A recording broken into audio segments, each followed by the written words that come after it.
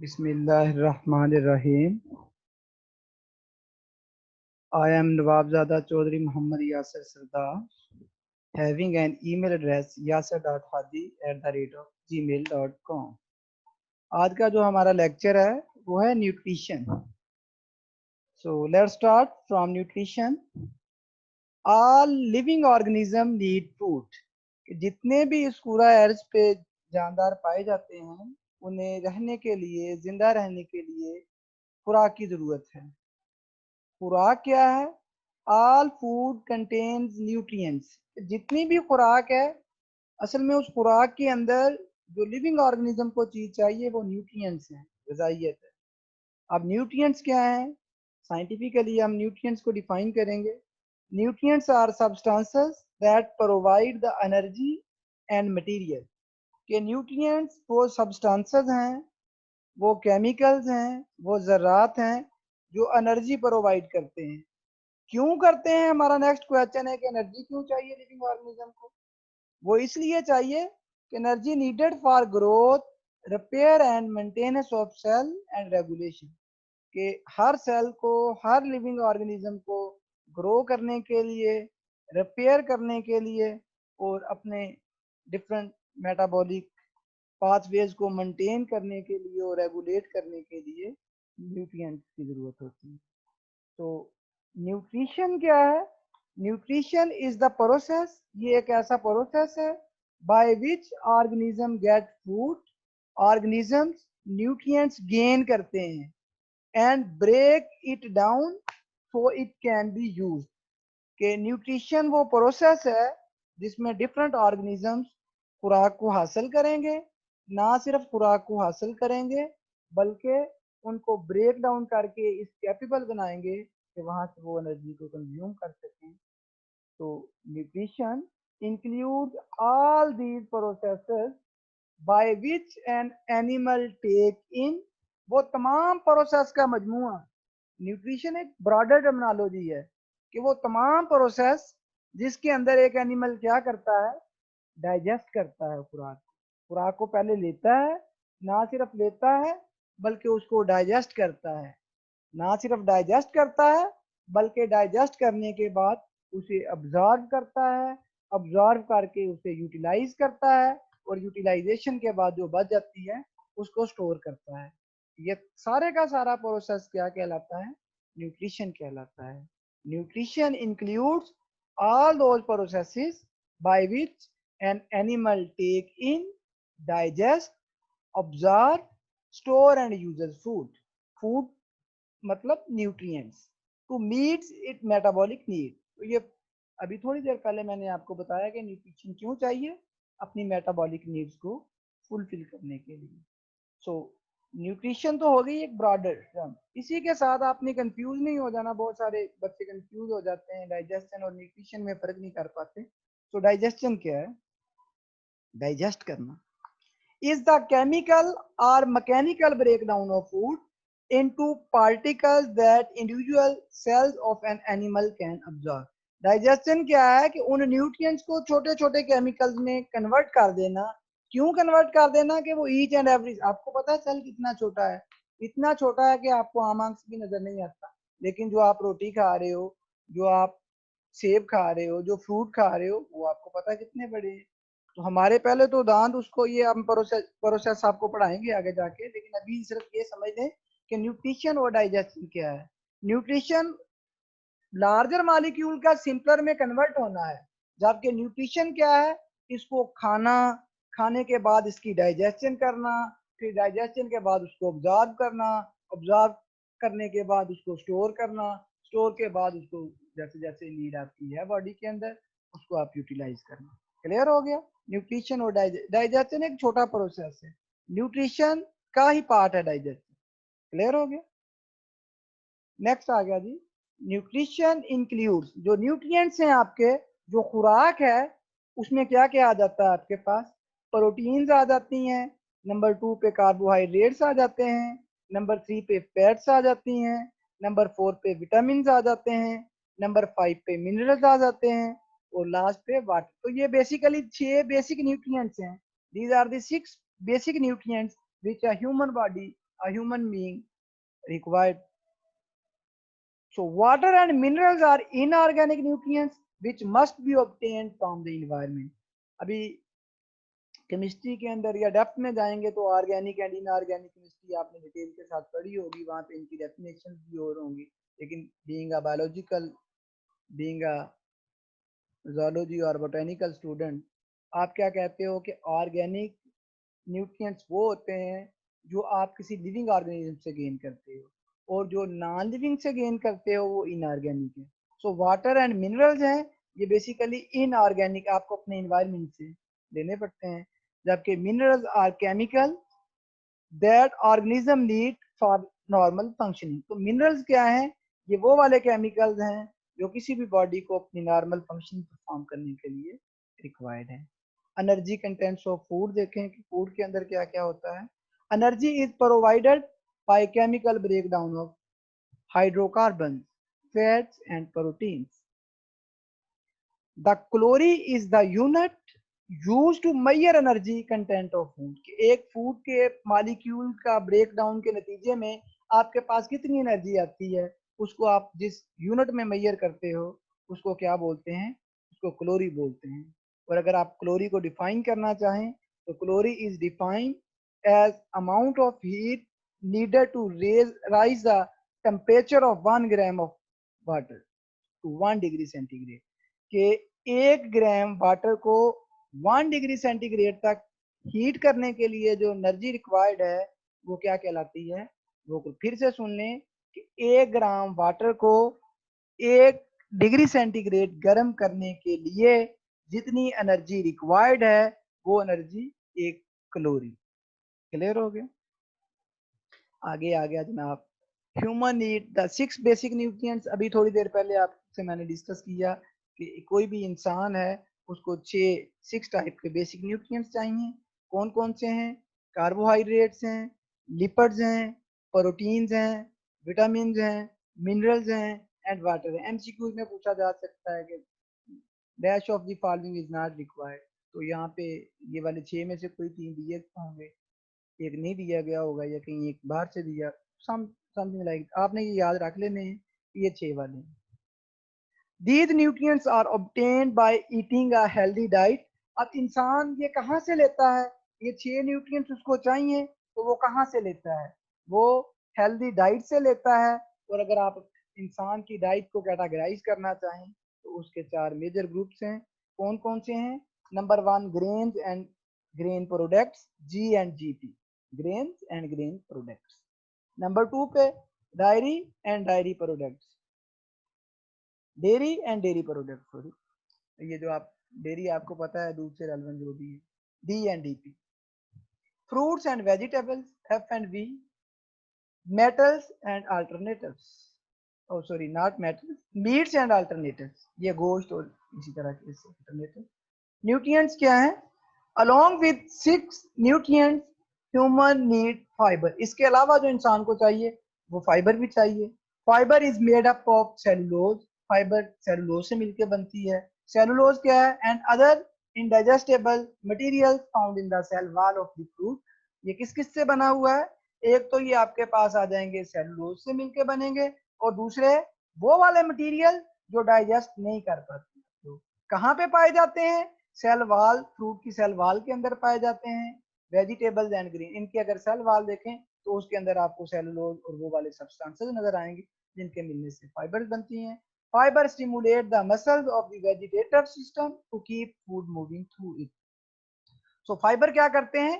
ये मसल्स को स्टिमुलेट करते हैं, इनके अंदर तहरीक क्रिएट करते हैं, जिसके नतीजे में रिस्पॉन्स आता है। किसके अंदर? डाइजेस्टिव ट्रैक के अंदर। जिधर क्या हो रहा है? डाइजेस्टिव ट्रैक पता है ना, एलिमेंट्री कैनाल, वो सारी आपने, अभी मैं आपके साथ इंशाल्लाह नेक्स्ट 3rd लेक्चर में ये चीजें डिस्कस करेंगे, फिर चीजें आपके लिए फर्दर क्लियर हो जाएंगी। The life process of nutrition consist of 2 parts. जो लाइफ है वो, जो न्यूट्रिशन है, 2 पार्ट्स पे। पहले पे वो इंजेक्शन करती है। इंजेक्शन क्या है? Taking food into the body. Eating, इसे इंजेक्शन कहते हैं साइंटिफिक टर्मिनोलॉजी में।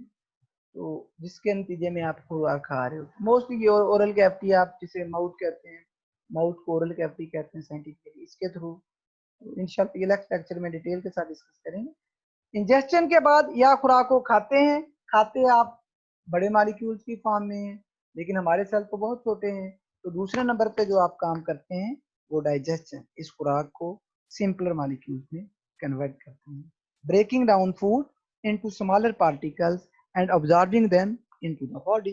उनको स्मॉलर पार्टिकल्स में कन्वर्ट करना, ना सिर्फ कन्वर्ट करना बल्कि उसके बाद उनको ऑब्जॉर्व भी करना। आगे आ गया एवोल्यूशन ऑफ न्यूट्रिशन। देखिए सबसे पहले आपने देखा जब लाइफ स्टार्ट हुई, बीइंग अ साइंटिस्ट हम यही कहते हैं कि लाइफ ओरिजिनेट हुई थी प्लांट से। ऑटोट्रॉफ्स, वो वाली चीजें जो अपनी खुराक खुद बनाती हैं, क्या कहलाती हैं? ऑटोट्रॉफ्स, जिसमें बेसिकली प्लांट्स आते हैं, सेल्फ नरिशिंग। फिर ऑटोट्रॉफ से अपनी खुराक कौन ले रहे हैं?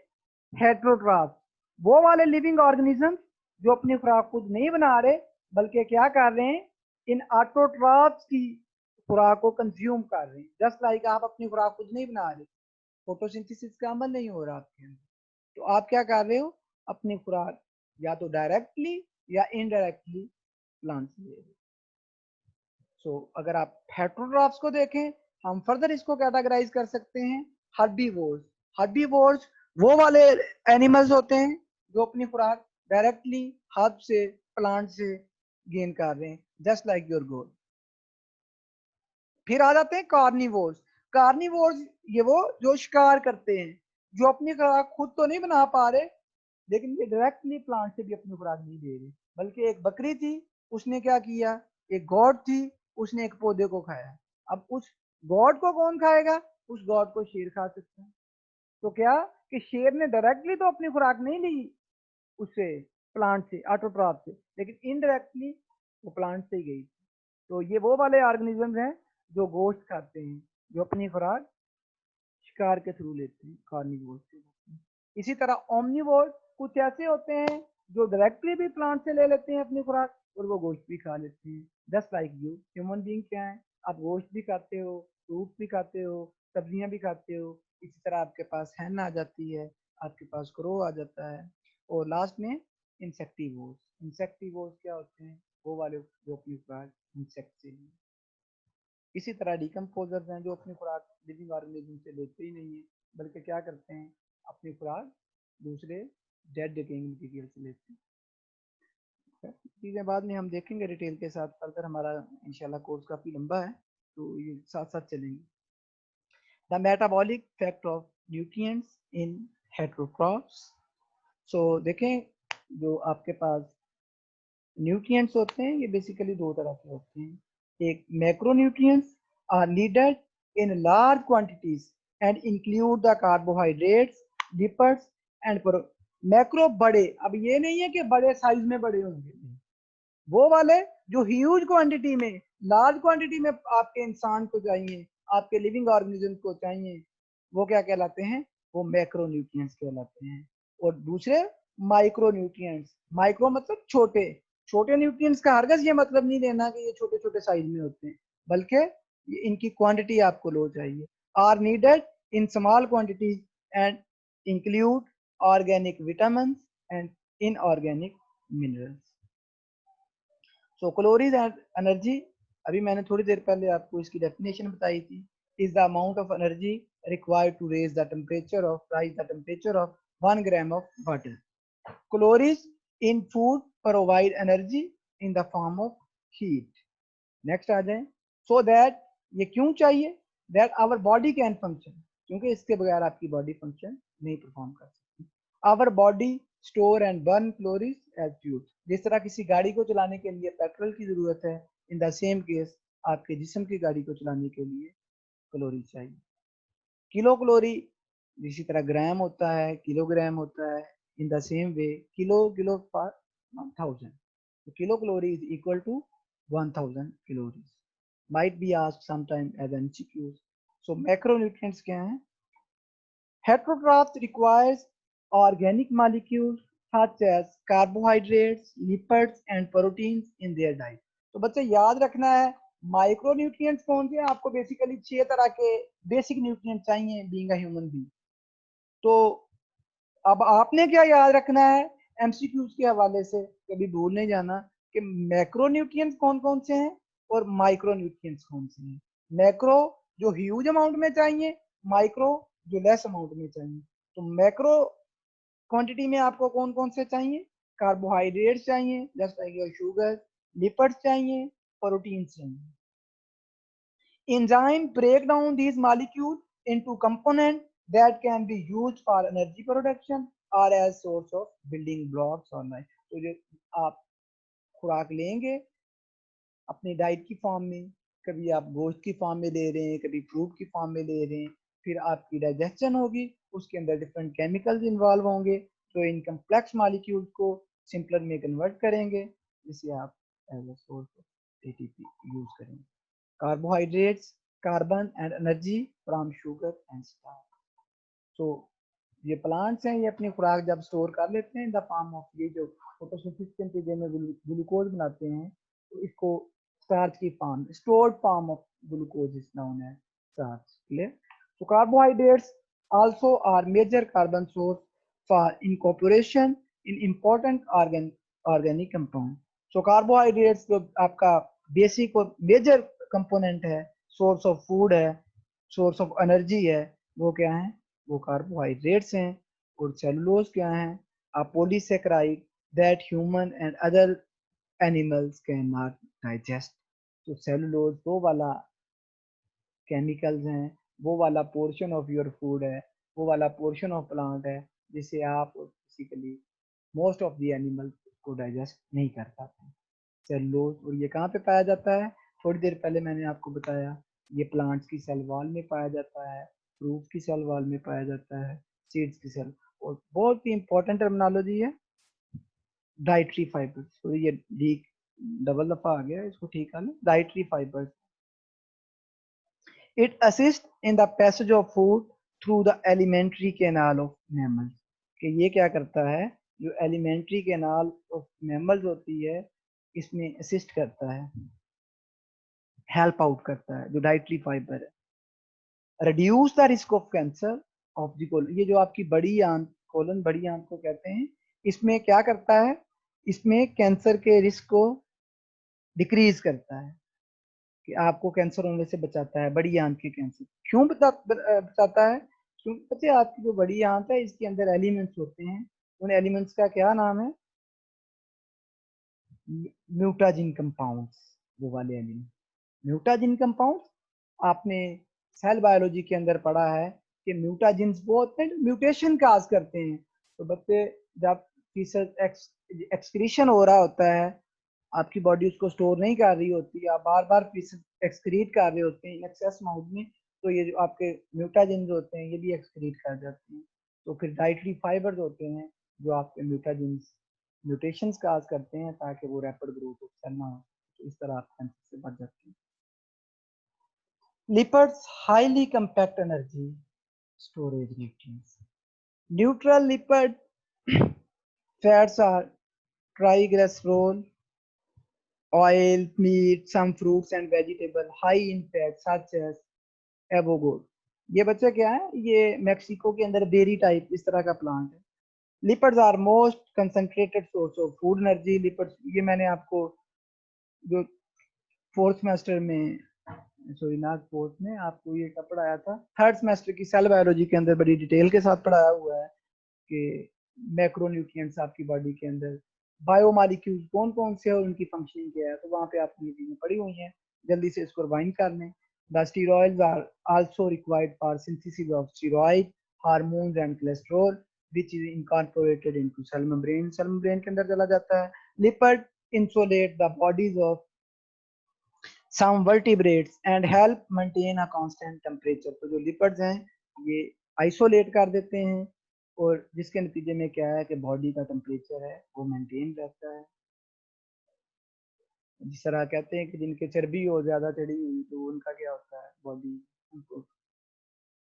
बॉडी जो है आइसोलेशन नहीं होती, उनका टेम्परेचर ज्यादा रिलीज नहीं होता। Proteins basic to the structure and function of cell. Proteins are needed for their amino acids, which heterotrophs use to build their own body protein. तो बच्चों आपको पता है, ये भी आपको सेल बायोलॉजी के अंदर बड़ी डिटेल के साथ पढ़ाया हुआ, ट्रांसक्रिप्शन एंड ट्रांसलेशन, कि आपकी बॉडी खुद से बहुत सारी प्रोटीन बना रही होती है, वो अमाइनो एसिड 20 तरह के हैं और इतनी सारी प्रोटीन बना देती हैं.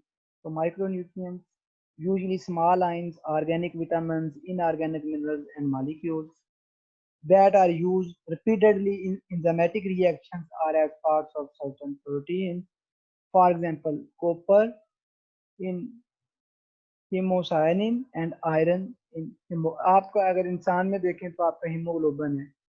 तो इसी तरह ये जो मोलिस्का, ये आपने पढ़ा होगा, 23% ऑफ नाउन और गिवन मेरेन लाइफ है वो मोलिस्का है. तो मोलिस्का के अंदर हीमोग्लोबिन नहीं होता, बल्कि हीमोग्लोबिन की जगह क्या होता है, हेमोसायनिन होता है.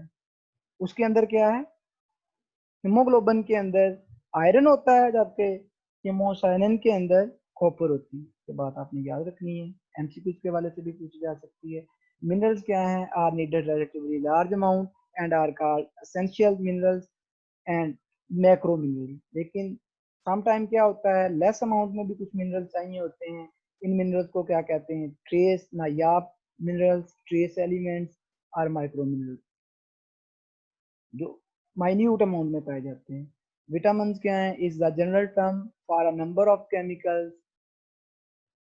organic substances and occur in food in small amount are necessary for normal metabolic functioning. तो ये विटामिन भी आपने ट्रेड के साथ पढ़े हुए हैं.